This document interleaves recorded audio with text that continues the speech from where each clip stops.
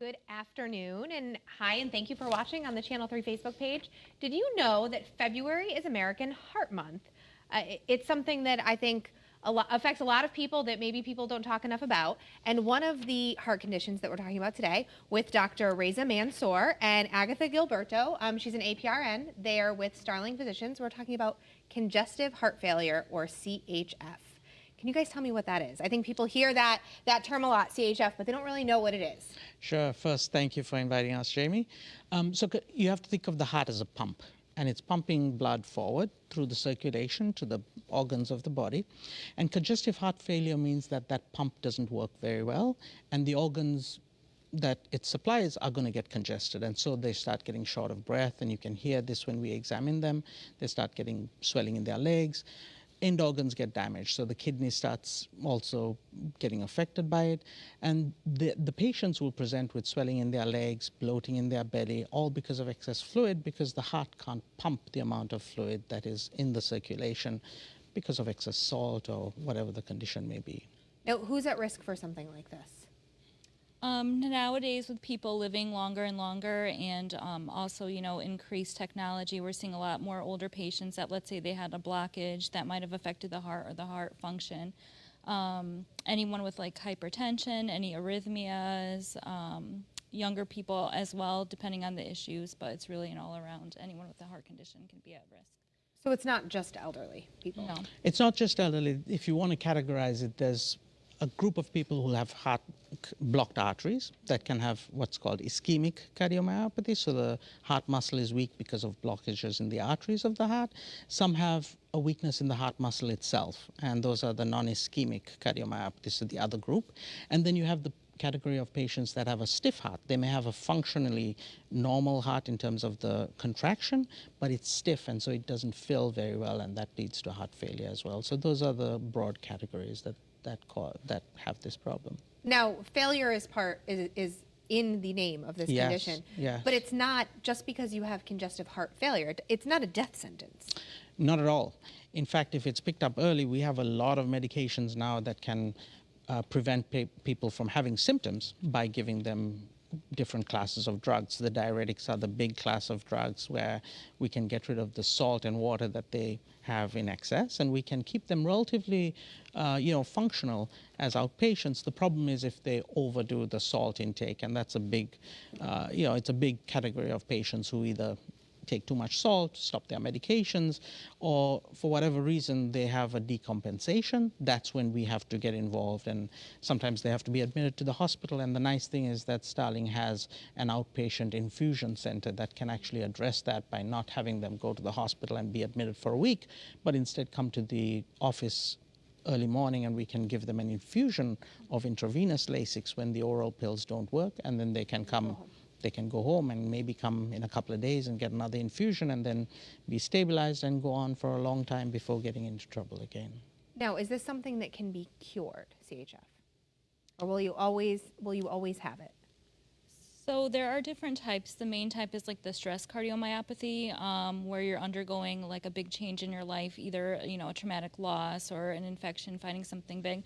Most of the time, those do return back to like their previous function and may come off medications, but that's pretty much the only type that it would be a reversible return to function. But this is something that someone can live with for quite a long time. Well, yeah, I mean, I think heart failure is categorized as a chronic disease, so you can make them feel better and they can function almost normally, but it's something that we watch relatively closely because apart from the acute, stress cardiomyopathies, most of them require medications to keep the congestive heart failure at bay. So we can control their symptoms really well with medications and make them feel like they're normal, but it does require taking the medications and being compliant with diet and making sure your weight doesn't change, because that's an easy way of seeing whether you get into heart failure is if you go out and have a salty meal and your weight goes up by 5 pounds, or you had a little excess salt over the last few days and your weight goes up by a few pounds, then you can increase medications and adjust medications and get them out of trouble, and sometimes requiring the infusion center. But it's a chronic disease, and most of the time we end up having to treat them long term.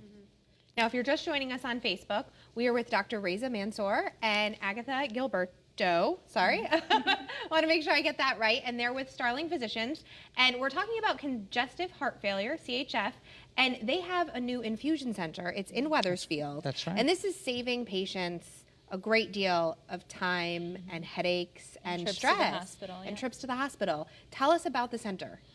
Well, Agatha is actually coordinating the center, but I'll give you an example of a patient who ended up, she was in her 80s, ended up going to Bristol Hospital for a week, a couple of months before, and then came to see me, and I said, she came saying that she had the same symptoms that went to Bristol Hospital, and we said, why don't we try you at the infusion center? And she loves it. She's been out of the hospital for a year now. She comes occasionally, gets an infusion when she binges on a little excess salt. And they do the best they can. Sometimes decompensation becomes more and more difficult. And so she's doing really well as an outpatient. But Agatha will tell you more about the infusion center. Tell me about the itself. experience when patients walk in. So most of our patients, we already had the initial consult with the physician. They always do, especially if they're coming from other practices, because we take Starling patients mostly that we already know. Because a lot of the signs and symptoms that patients are having, they could be mistaken for different medical diagnoses like pneumonia, any respiratory issue, blood clot in the lung. They could kind of have the same symptoms, so we just want to rule out that it's nothing else. So then they come and they meet with one of the nurse practitioners in the Wethersfield office. They get a lot of education. Sometimes it's patients that we just meet in the hospital for the first time, so they're having a lot of stress on their mind. They're not really capturing all the teaching that they're getting in the hospital. We have a booklet that we give for the patients that has all the information on diet, what signs and symptoms to look out for, biggest thing being sodium, high sodium foods, weighing themselves every day. What their family can do for them. It's basically living a healthy lifestyle just like anybody would with exercise. And then we do labs in the office also. And we have labs that get resulted pretty quickly within 15 minutes. Oh, wow. And we're able to order the infusion right there after we do a physical exam and do an EKG if needed or whatnot. And then we have one of our medical assistants escort them to the infusion center where they'll get an infusion within half an hour, 60 minutes. And by that time, we always usually check on them the next day when they leave, see how they're feeling, see if they lost any weight, and schedule a quick follow-up, depending on everybody's different personal factors, within a few days, the next day, or a week. Now, how long does an infusion take? Between 30 to 60 minutes, depending on how much of the medication they're getting, but the longest would be 60 minutes, and they have a 30-minute visit prior. So considering this is something that a patient might normally go to the hospital for, Exactly. they really are saving days. Yes, and many times in the hospital, they're getting an infusion once or twice a day, and for the rest of the day, they're just being monitored and kind of sitting there, so. And you're avoiding all the other risks that come along with going to the hospital. And the other big part that Agatha mentioned is the teaching component, because patients come and say, well, I don't add salt to my food, but it's the processed food. It's the ham, the bacon, the salami, the sausages, the pizzas that they didn't realize had so much salt in it, but it does. Or the ketchup, the barbecue sauce, the canned foods. So that educational component is hugely important, because not only are they watching their diet, and we give them a log that they can actually weigh themselves with, so they know when their weight is changing, but they also get educated on what's good and what's bad, and so they try to change their diet, and people are doing really well attending the infusion center. And, huge savings from going to the hospital and spending lots of time there. Now, if someone is home and they're having maybe some symptoms, they haven't been diagnosed with CHF, what are some of the symptoms that they should be looking for that they need to call their doctor? Yeah, so it's mostly, as Agatha was saying, it's shortness of breath, swelling in your legs. Obviously, if you have chest pain and stuff, that's more consistent with blocked arteries, and that can lead to heart failure, and that's one component of heart failure. But a shortness of breath that's not going away, a cough that's not going away.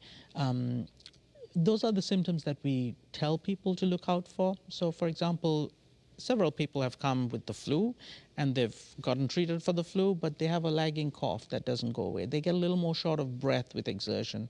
When they lie down, they're a little more short of breath. Those are telltale signs to the fact that they may have heart failure and that they should get examined or seen by their primary care physician first, and then maybe referred to a cardiologist to make sure that they don't have heart failure. Now, some of the symptoms, I know shortness of breath at least, could also be a sign of a heart attack. What are how do you know the difference? as someone who doesn't, I don't know much about Yeah. heart health, which Yeah. it's American Heart Month, in case you guys don't know. That's right. So it's something that, you know, people really do need to keep Right, in their right. minds. So heart failure generally is associated with chest pain, but you're absolutely right. Women, elderly can present with shortness of breath. So if they have acute shortness of breath, they shouldn't play around. They shouldn't be seeing whether we'll get better. They should present to the emergency And when you say room. acute, sudden. Acute means sudden, right, exactly. So it's something bad. It could be a clot, as Agatha mentioned, it could be pneumonia, but it could also be congestive heart failure, and it could be a heart attack. So the heart attack presentation can change. Generally, they present with chest pain, but sometimes they can decompensate from a heart attack, from pneumonia. All of those can lead to a decompensation in their heart function, which can lead to heart failure. Now we're taking, if you guys have any questions out there, if you're watching, you have questions about CHF or any other maybe heart-related issues, we are asking questions. So Stephanie on Facebook wants to know, is congestive heart failure something that is hereditary? Some of the conditions that lead to it could be. So there's a lot of things that lead to congestive heart failure, including arrhythmias that can cause decompensation, valvular heart disease that can cause decompensation, myopathies, which is different pathologies of the muscle that causes, and of course heart disease. Blocked arteries can be because of high cholesterol and hereditary factors. So yes, because congestive heart failure is a end result of lots of different things, including high blood pressure. So those factors can be inherited, and those lead to heart failure. So the high blood pressure can be inherited. The risk factors for heart disease, coronary artery disease, can be inherited. The myopathies, the arrhythmias sometimes can be inherited. So it's a very good question. So definitely something, if you have any of these that run in your family, Exactly. we want to talk to your doctor about that. Absolutely right. Especially patients that have the long-term uncontrolled high blood pressure, that they don't have symptoms, so they don't think, you know, I'm not going to worry about it for now, or I don't want to be on a blood pressure medication, but that could lead to stiffening of the heart over time. And that's one that a lot of people are shocked about when then they're diagnosed with heart failure. I think it's important, especially in elderly, what Agatha said, which is that a lot of elderly patients will say, well, but I'm older and therefore my blood pressure can be a little higher. But they're the ones who are most at risk for having what's called stiffening of the heart, what's clinically called diastolic heart failure, which is that the contraction is fine, but it's gotten so stiff. If you want to think of the muscle, when you weight lift, it thickens, but the heart is the size of a fist. And so when it thickens, it stiffens and thickens inward. So the cavity size gets less, and therefore congestion happens. The blood can't flow in as well, so it can't be pumped out, and then it backs up into the lungs, and they start getting short of breath. And then a lot of the elderly patients too, they might not have access to like fresh food, or they'll eat the processed food more in soups and things like that. So then they're more likely to have symptoms if they're not aware of what to look out for. Exactly. Now, what's some of your advice for people at home that maybe they're not sure about, you know, CHF, or they might be having some symptoms?